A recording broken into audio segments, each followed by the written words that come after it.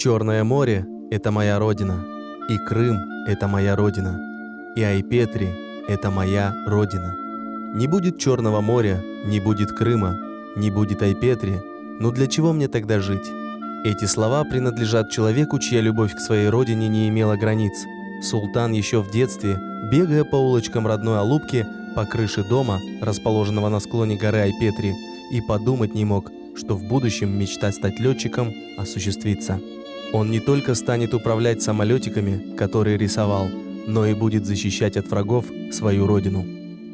Ахмед-хан Султан – прославленный герой Второй мировой войны, человек-легенда.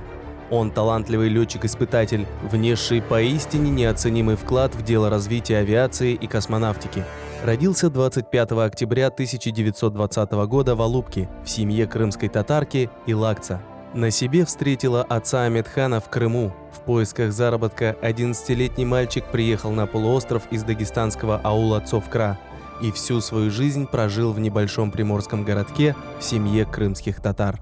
Когда ему было где-то 11-14 лет приблизительно, он приехал сюда с мальчишками, не то что приехал, пешком из Дагестана в поисках работы и пропитания дошел в Крым. И находились здесь, в Крыму. И Бекир Садла, который жил здесь, в Алупке, и имел здесь жестяную мастерскую, он увидел султана, и когда переговорил с ним, узнал, что он здесь без родителей, забирает его в Алупку, обучает лудильному делу, и он становится лудильщиком. Так отец будущего аса, связав жизнь с Крымом, женился на крымской татарке на себе. Первого сына назвали в честь отца Ахмед-ханом, потом родилась Фатиме. Однако девочка умерла, когда ей исполнилось 4 года. А затем на свет появился младший, Имран. Дом, где прошло детство, был расположен на склоне горы Айпетри. Начальное образование получил в школе семилетки. После окончания Симферопольского железнодорожного училища работал в депо. Было трудно, но одновременно занимался в городском аэроклубе. Как самого успешного воспитанника его забирают в Качинскую краснознаменную авиационную школу имени Мясникова в Севастополе.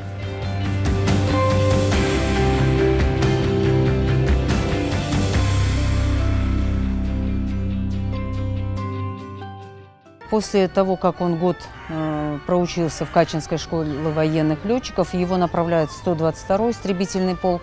После того, как его расформировали, его направляют в 4-й истребительный авиационный истребительный полк АСов. И в этом полку в 1941 году он и встречает первый день войны в небе Молдавии. Отсюда и начинается его боевой путь славы.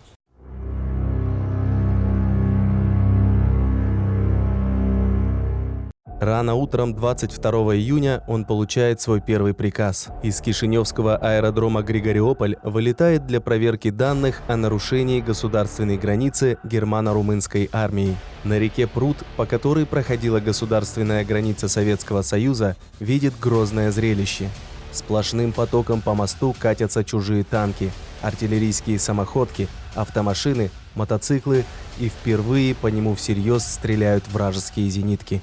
Когда же он подлетает к своему аэродрому, то видит жуткую картину. На поле полыхают самолеты, ангары, дымится развороченная бомбами взлетная полоса.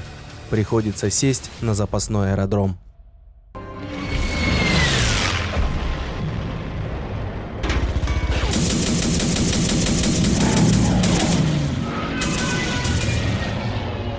Весна, 1942 год. Ярославль. Фашисты совершают непрерывные авианалеты. В небе гроза Третьего рейха. Немецкий экипаж – 4 человека, 2 стрелка-радиста и 2 пилота. Стрелково-пушечное вооружение со всех сторон самолета. Железная птица готова уничтожить целый город. Ахмед-хан Султан на высоте 7300 метров его перехватывает, уже переучившись на английский Hurricane 111. И с первого захода выводит из строя стрелково-пушечное вооружение. На втором заходе орудия молчат, кончились боеприпасы. И он подумал, сколько может быть жертв среди мирного населения города оборонного значения Ярославль, и идет на самопожертвование, идет на таран. Своим левым крылом врезается в фюзеляж бомбардировщика, и самолеты начинают разрушаться и падать в воздух. Он чисто случайно приземляется благополучно с парашютом. На следующий день городской комитет обороны представляет городу сбитый крымским «Соколом» немецкий самолет, рассказывая жителям о настоящем герое. За этот подвиг 22-летний Амедхан Султан получает орден Красного Знамени. Он быстро принимал решение на завязку боя, на атаку. У него любимая была команда «Алюра, три креста, за мной!» И вся эта группа, которую он командовал, по его команде вступала в бой, значит, атаковала самолеты врага. Это, я еще раз говорю, был, это человек воздушный лев. В зоне действий 8-й воздушной армии под командованием генерала Тимофея Хрюкина появлялся лучший немецкий ас. Каждый раз он выбрасывал воздушный вымпел с записью «Барон фон Граф. Вызываю на поединок любого советского летчика». Любым оказался лучший – Амедхан Султан. Долгая мучительная схватка над облаками закончилась поражением врага. Немец оказался в плену. Ни на один вопрос не отвечу, пока не покажете, кто меня сбил. Я, говорит, сбил 225 самолетов. И американских летчиков, французских, английских, советских. Кто меня сбил, покажите. Ну и подводит Амедхана Султана. Так немцы прозвали Амедхана «Черным дьяволом». Завидев в небе самолет, на котором красовался орел, тут же отзывали своих летчиков на базу, передавая им по рации следующее предупреждение. Ахтунг, Ахтунг, Шварцтойфель. Осенью 1942 года герой участвует в Сталинградской битве. Его включают в состав специальной группы, созданной для противодействия немецким асам. Амедхан становится командиром 3-й авиаэскадрильи 9-го гвардейского истребительного авиационного полка, в составе которого он воевал до конца войны. К лету 43-го на счету летчика уже 14 лично сбитых самолетов. Война продолжалась, а с ней росла и слава Орла. Во фронтовой печати о нем пишут восторженные статьи, а к середине войны он – легендарный летчик, признанный ас. 24 августа 1943 года командиру эскадрильи 9-го Одесского краснознаменного гвардейского истребительно-авиационного полка капитану Амедхану Султану было присвоено звание Героя Советского Союза с вручением ордена Ленина и медали «Золотая звезда».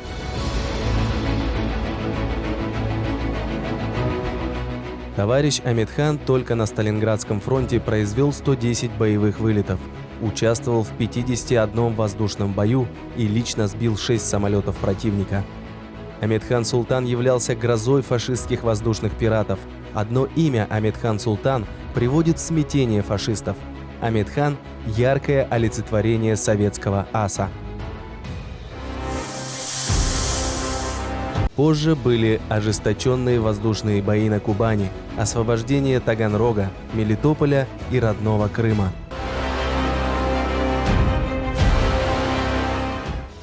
Говорят, летая в крымском небе, он не мог удержаться, чтобы не пройти над родной Алупкой. С воздуха курортный городок был как на ладони и казался совсем маленьким, какими и помнятся родные места взрослым, оставившим их еще в детстве. Все как будто было как прежде. Вот и узкая улочка, а вот и до боли знакомый домик со ступеньками, по которым он когда-то делал первые шаги, и показалось, что кто-то пробежал по двору. Но разглядеть было трудно, хотя проходил Амедхан прямо над крышей родного дома. После освобождения полуострова Амедхан Султан приехал домой, в Алупку. Во время отдыха стал свидетелем попытки насильственного выселения мамы и всего крымско-татарского народа со своей исторической родины. Когда Амед услышал истошный крик матери, он соскочил, как был в трусах майки, с гамака, подбежал, увидит 2 сержанта, тянут мать. Отец упирается, держит ее. Какой сын это выдержит? Он сходу сержанта одного сбивает с ног, второй поднимает на него автомат. И вот в это время появляется с дверей комнаты Паша Головачев, но в отличие от Амитхана, в форме. Он, как увидел эту картину, невольно крикнул: «Сержант, смирно!» Сержант посмотрел, гвардии капитан, герой Советского Союза, конечно, сбросил автомат, остановился. «Ты на кого, сволочь, поднимаешь оружие? Это мой командир, гвардии майор, герой Советского Союза Амитхан Султан. Товарищ капитан, у меня на руках приказ.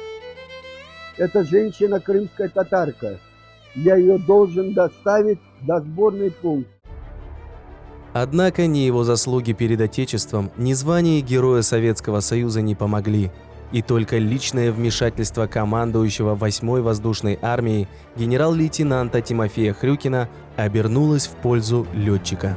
Родители Амедхана остались в Крыму. Войну Амедхан Султан окончил в Восточной Пруссии.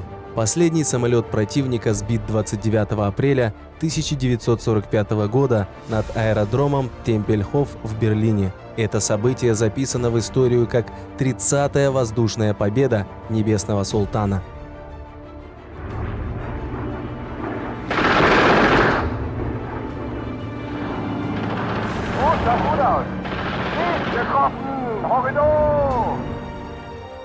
Всего за время войны он совершил 603 боевых вылета, провел 150 воздушных боев. Согласно официальным данным, за годы войны Амедхан Султан сбил 500 фашистских самолетов. На самом деле их было гораздо больше. Он их просто дарил друзьям, мотивируя тем, что вот у него, дескать, уже есть звезда, а у других нет. Второй медалью «Золотая звезда» гвардии майор Амедхан Султан награжден 29 июня 1945 года. В 1945 году Амедхан Султан был награжден второй золотой медалью «Золотая звезда».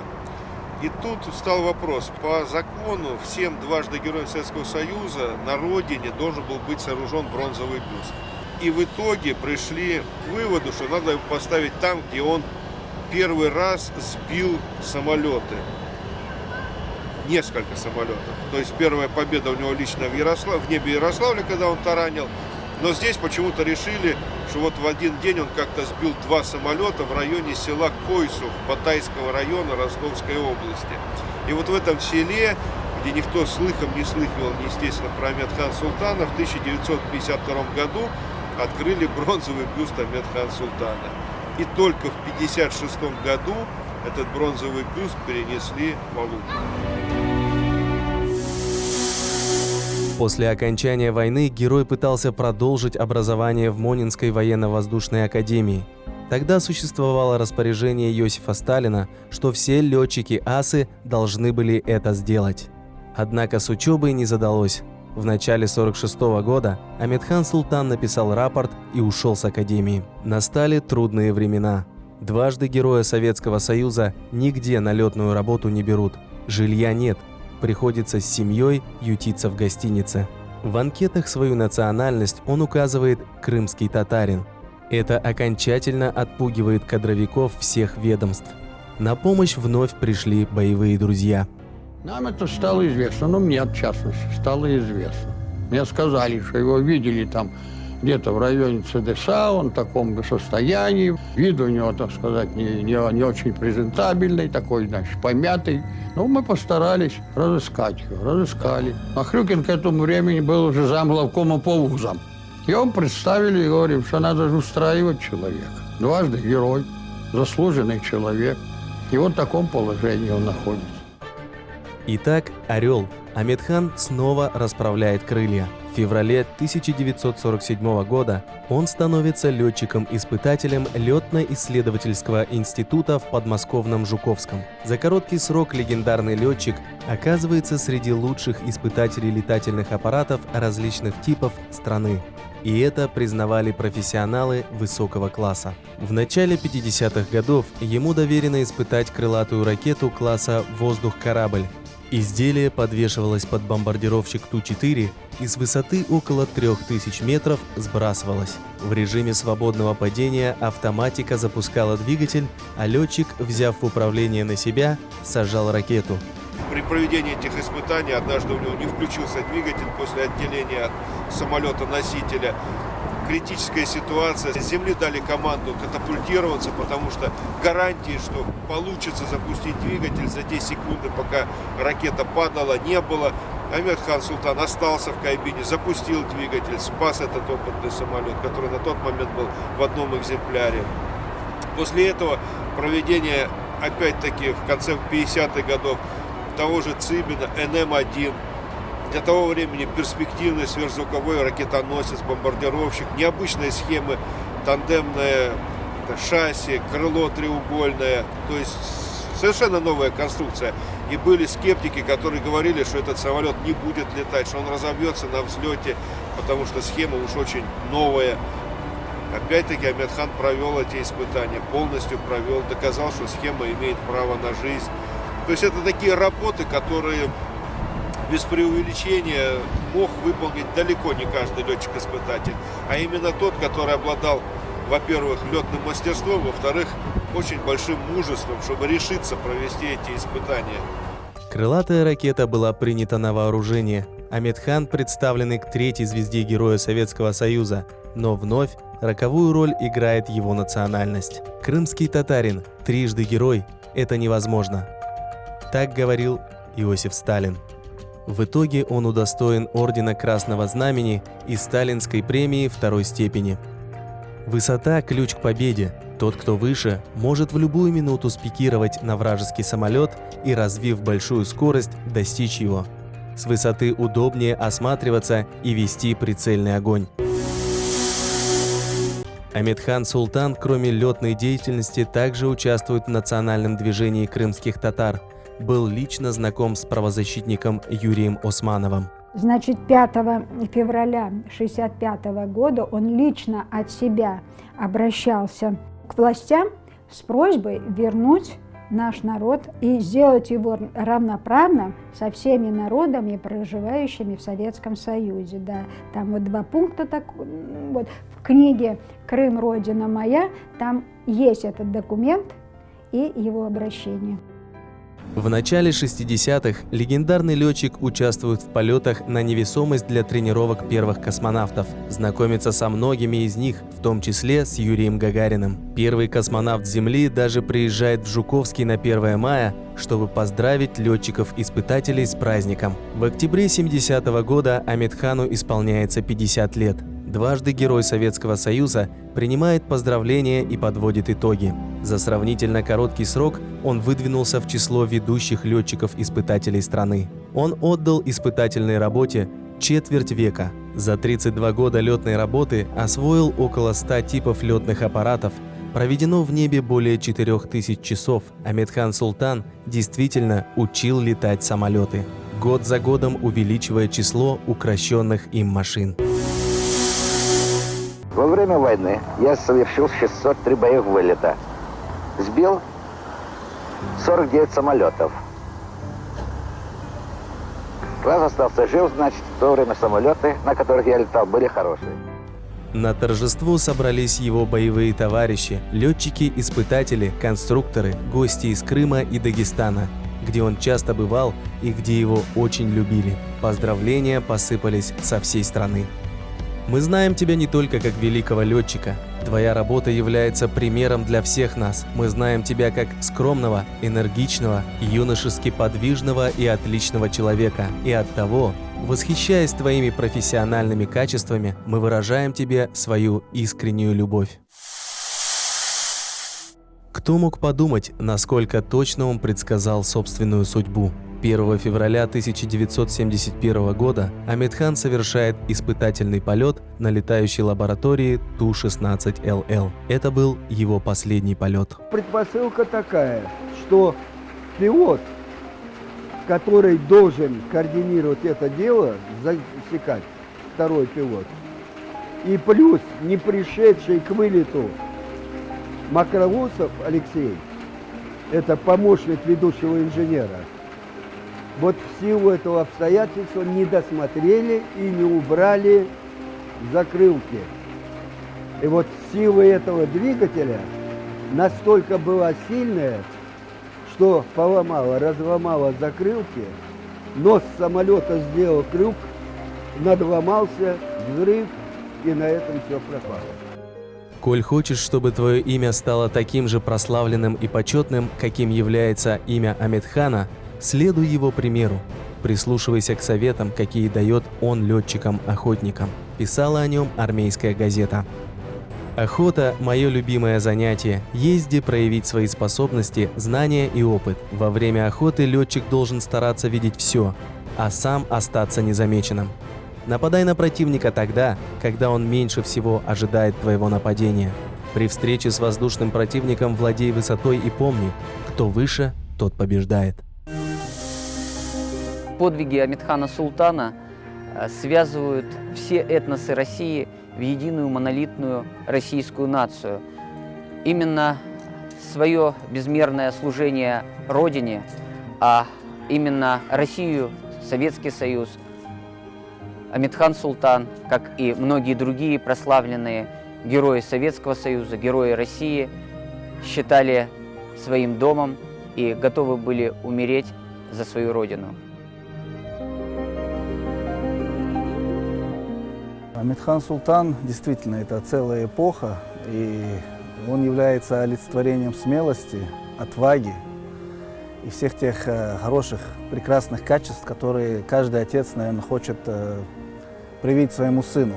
И все эти качества – это достойнейшие качества мусульманина. Это рваться в бой, чтобы защитить свою родину, защитить своих близких, защитить свою землю, защитить в первую очередь честь и достоинство. Свою в первую очередь и всех остальных. Люди расцветают и засыхают, как цветы в садах. Кто-то бесследно исчезает, а кто-то нет.